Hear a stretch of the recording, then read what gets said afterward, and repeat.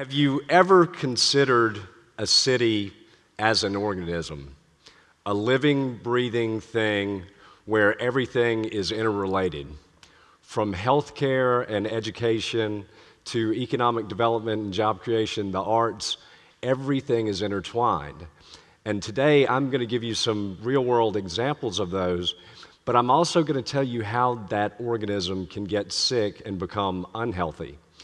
So first of all, when city budgets are tight, usually one of the first things that are looked at to be cut are the arts programs. And I would say to you that that is a short-sighted move on behalf of city governments or state governments, because the arts have something to do directly with economic development and job creation. Several years ago, we were recruiting a Starbucks facility to Augusta. $172 million investment, 140 new jobs. We were competing with cities throughout the nation. Finally, it came down between Augusta and a city in South Carolina. Ultimately, what tipped the balance in the favor of Augusta, Georgia, was the strength of our arts and cultural community. So to have that strong and vibrant and healthy sector of the community with regards to arts and culture brought in a $172 million investment and created 140 new jobs. I'd like to talk to you a little bit about community revitalization as well, neighborhood revitalization. So Harvard Student Design magazine several years ago said that our neighborhood revitalization efforts here in Augusta are potentially game changers for the rest of the nation. And that's centered around the historic African-American neighborhood of Lady Walker, Bethlehem. Well, several years ago, I was speaking to a civic group, and I got the question, why are my taxpayer dollars going to build houses in the inner city? And needless to say, I was very happy to get that question, and I shared with my citizen that the funding for the program was coming from a $1 increase on the hotel motel room fee.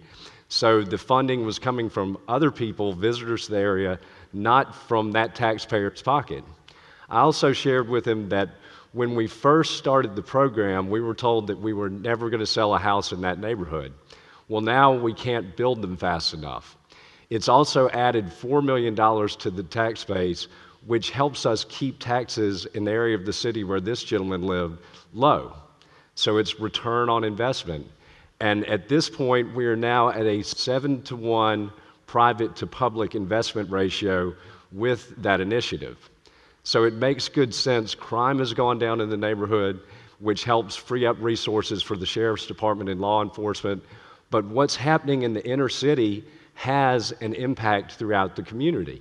To have improved the health of that neighborhood has improved the health of the overall organism. Now, what makes cities or organisms sick? I will tell you, because I've witnessed it firsthand here in Augusta, but it happens in cities throughout the nation and throughout the world. Short-sighted, narrow-minded, self-serving politics where elected officials play one part of the city off the other or one district off the other leads to a situation much like an autoimmune disease within the human body. The city's fighting against itself. So this decreases the health of the city and really hurts the organism and effectively hurts us all. Now, what do you do to really heal the patient, to heal the city, to heal the organism? Well, I would say to you that it is my firm belief that change for the better in this nation and every place has to start from the bottom up, not the top down. And I would submit to you that if good people who were concerned with the health of their city would offer themselves to run for election at the local level, that would improve the situation dramatically. And can you imagine if this was done in every city when people weren't doing it for a career in politics, they were doing it because they were connected to their city and loved their city?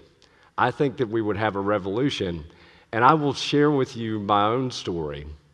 When I was first interested and announced that I was running for mayor, I was taken by a group of people that I knew and respected in the back room. It was not smoky, but it was a back room. They do exist. And I was told not to run, that I would only get 6% of the vote. and that I didn't have the political, wait for it, connections. But what I knew that I had was a connection with the people of the city I love, Augusta, Georgia. So after I was told that I wouldn't get any African American votes, I wouldn't get any older votes, I went on to win 3 elections with an average of 64% of the vote in a majority African American city. So it can be done. If it was done here in Augusta, it can be done in any city. So my challenge to you, to the people in this audience, to whoever watches this talk, please take the opportunity to consider that run for office, because it's all about the connections. Thank you so much.